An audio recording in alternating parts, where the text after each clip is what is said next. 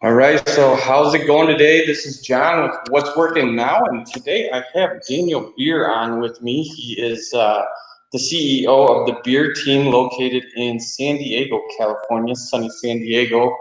Um, Beautiful weather there year round. Uh, he's been in the industry, has built multiple teams. How long have you been in the industry, Dan? I started doing this 15 years ago. I started building my team, say in 2010 or so. Kind of fumbled around and just did it all wrong over and over, and went through my bumps and mistakes. Probably for 3 to 4 years. Sometime around the end of 2013, the current iteration of the team began to take hold, and so we've had a great run, man. We've had a great run. We're on pace, really good pace right now for our third consecutive $200 million producing year. And it's been great. And it's been, and it's changed along the way quite a bit. So there's always change. That's why I like the name of your podcast here, What's Working Now, because things do change. Yeah, that's definitely the case here. Especially in these times, we're always changing. This has been, difficult times for everybody, but I think, we position ourselves as a company to really be kind of ready for this. Not ready for it, but our company is virtual. We have virtual. You're with EXP. I'm with EXP. We're virtually cloud based. We didn't miss a beat when this whole COVID thing happened. If you could do it all over again, though, if you could tell the young Daniel Beer something new, or give yourself a piece of advice if you were just starting off, what would it be? Well, if you're starting off, what would the advice be? Understand what the right currency is, because it's not actually money. It's really surrounding yourself with people that have been through every business obstacle that you're likely to face, even the ones you're facing now and don't even realize that you're in front of. And to take this seriously. Yeah, look, that's a choice. You can take it seriously. If you do, there's great rewards. You could also treat it like, what do you want? I don't know what you want to call it. I don't know if it's a hobby is the right word, but hopefully I'm giving you the right feeling or sense here for if you watch the daily activities of most people in this business, that's kind of what it looks like and feels like versus the few that show up to the office every day and strap it on and, get at it. By strap it on, by the way, I meant the helmet. Strap on a helmet. So if you were a new agent and you were just getting into the industry, you'd say surround yourself with the right people. Yeah, you have to just realize that what you're learning along the way is a lot more valuable than any check along the way, right? Or and especially in those early stages. Now you have to pay the bills and all those life responsibilities. Of course, they have to be taken care of. But the thing is that if you're learning all the right things, they're going to be taken care of. Also, just look, don't let anybody bullshit you. The reality is there's like a tremendously high failure rate in the industry. Everybody shows up unprepared, though. That's one of the main reasons why. So even though there's a terribly high, or given, I should say, that there's a terribly high failure rate, first step is just understand that, face the fact that that's the truth. But now what are you going to do with it? Don't let that paralyze you, and instead let that push you into motion and into activities that are going to turn the odds. Because you don't have to play by the same odds. You could play by a completely different set of rules if you just treat it like a real business and like your life's on the line, because it is. And there's no way you could convince me it's not, because you're going to dedicate at the very least, a certain amount of years to this, and we all only have a very limited amount of years on this planet. So your life is on the line while you're doing it, or while you're doing anything else. You may as well do it right. Surround yourself with the best. And hopefully people that have an interest in your growth, who are potentially even incentivized to seeing you grow. Yeah, I couldn't agree more. That's one of the things I like about being, with the brokerage that we're part of, is I surround myself with the best of the best, and then people that care about me and care about my success. And that's one of the main reasons why I came to this company. When it comes to generating leads, this is always a big topic with agents. A lot of them don't know how to do it or where to start or what to do. What's been your favorite way to generate leads? Is it past clients? Is it prospecting on Facebook, or is it picking up the phone and making phone calls every day? Well, I've never been a phone call guy, at least not for very long. I had my stint where I'd call some expireds on Saturday and Sunday mornings. But when I say I've never been a phone call guy, I never relied on that as being my only source of business. Really, for me, past clients, yeah, of course they're great, but you have to have past clients to call past clients, and you have to have more than like 10, right? Because if you only have 10, you're only gonna run through those calls pretty quick. So the internet really is my favorite avenue. I'm a huge fan of Zillow. We're invested very, very heavily in Zillow now. And when you're getting started, depending on what budget you're working with, that could be an avenue that you go down, but you could just go down like a PPC. I'm not going to say anything about Facebook leads or anything like that, because I personally have never seen very high conversion rates with them. But I'm a huge fan of whether it be a PPC lead or a Zillow lead, because you get to scale. It's very predictable. I'm going to put this amount in, this amount's going to come back. I have to convert at this rate, which will give me these many dollars. When I have those dollars, I'm going to reinvest part of it here, part of it there, move some to savings, whatever it might be. So it lets you actually start to think about your money and your business as a predictable system. I love it. So you actually do Google AdWords then, right?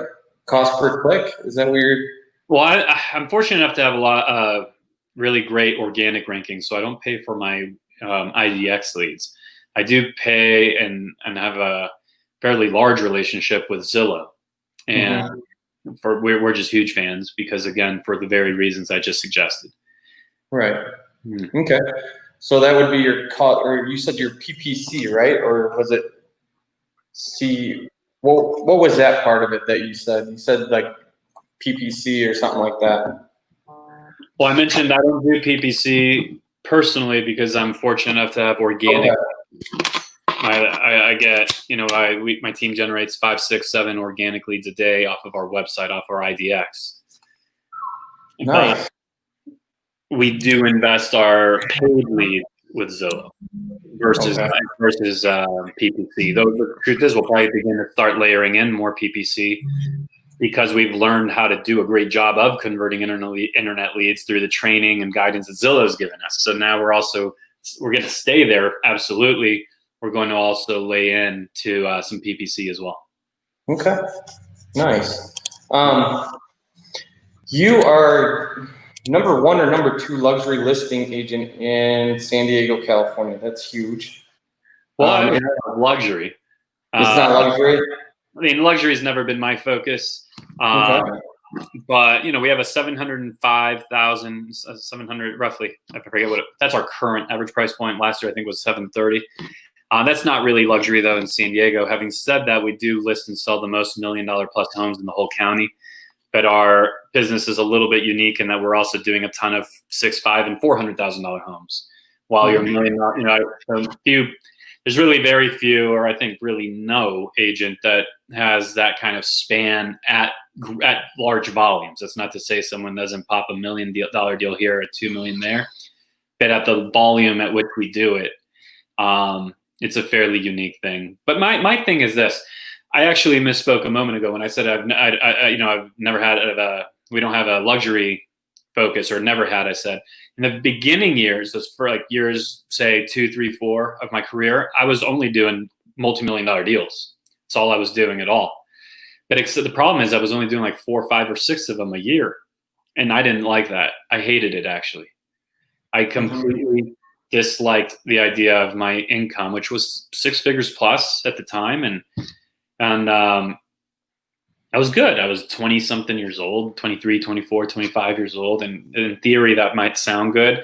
But the reality is that when you do, when you live or die by one deal that's going to swing your income by like 25%, that's a terrible feeling. It's awful.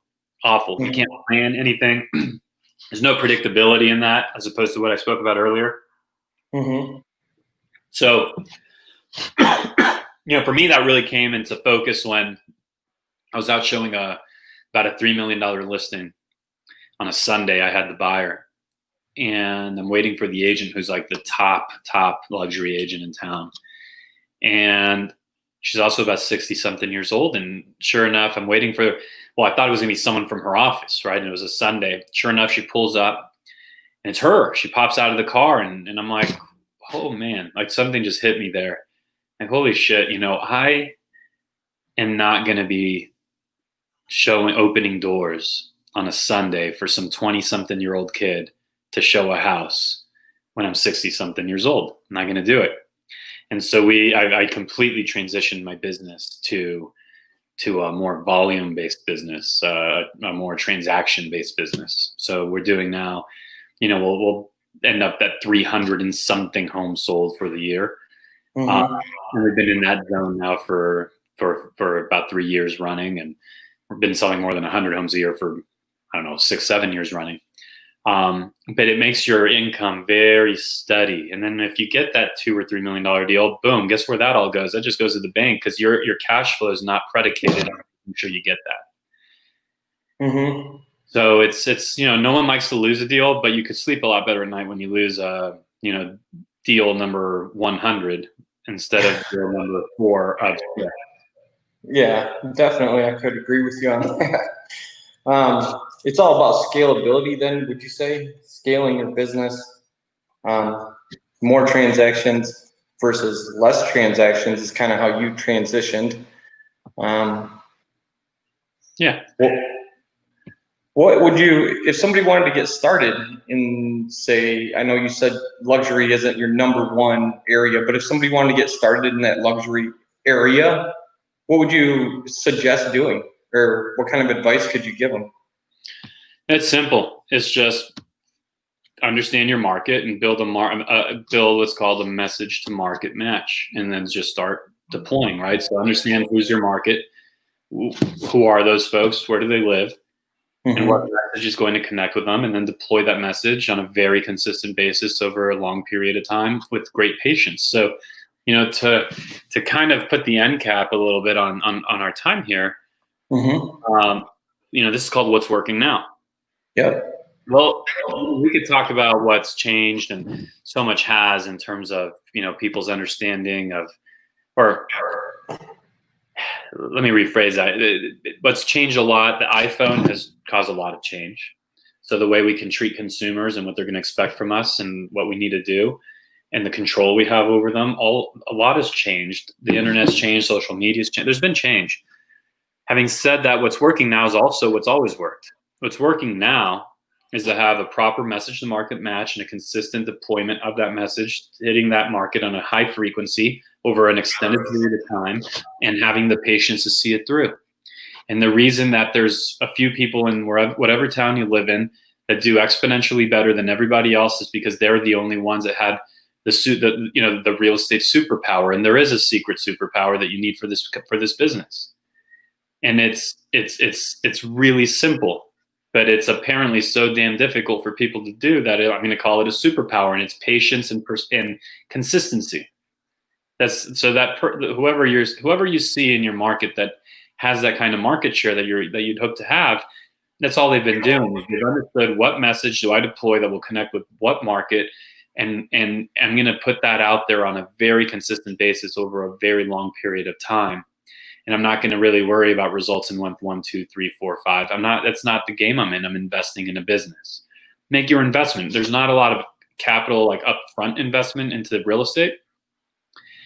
It's not a capital heavy business. Having said that, you ever heard the term, there's no such thing as a free lunch, right? Or it doesn't exist. So the investment in our business is hidden in the consistency that's required over a long period of time to continually communicate with your market. Few people are going to do it. So the good news is few people are going to do it. And if you do it, you'll be one of the few. Bad news is you're going to find it terribly difficult. And I don't know why, but that's just simple observation of human behavior all around us. If it wasn't difficult, my assumption is a lot of other people would do it too, because it's not a difficult concept to understand. Right. So just being consistent with your message, finding the message that works for your audience, and just delivering it time and time again, over and over, month after month, and eventually you'll be successful.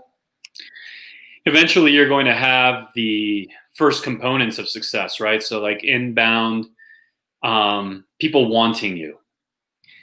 Then of course we have to talk about what do you do with those people? How do you treat them? How do you build out your CRM? How do you follow up with them? How do you make the most of it? How do you treat them before and after the sale, right? Like how do you hire people and support you in serving those people when you need the help because you have too much business on your hands, and you have two options, right? You're either going to, or I guess three, you could scale the business back, you could serve them poorly, or you could bring on people to help you.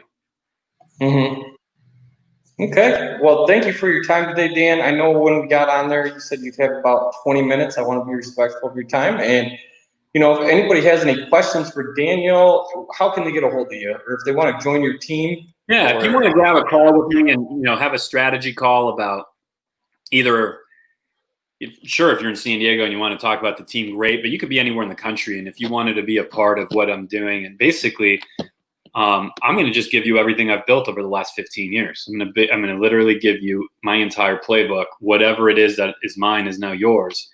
I'm going to partner with you in that way, except for you're never going to pay me a single dime ever, and you're going to grow your own company.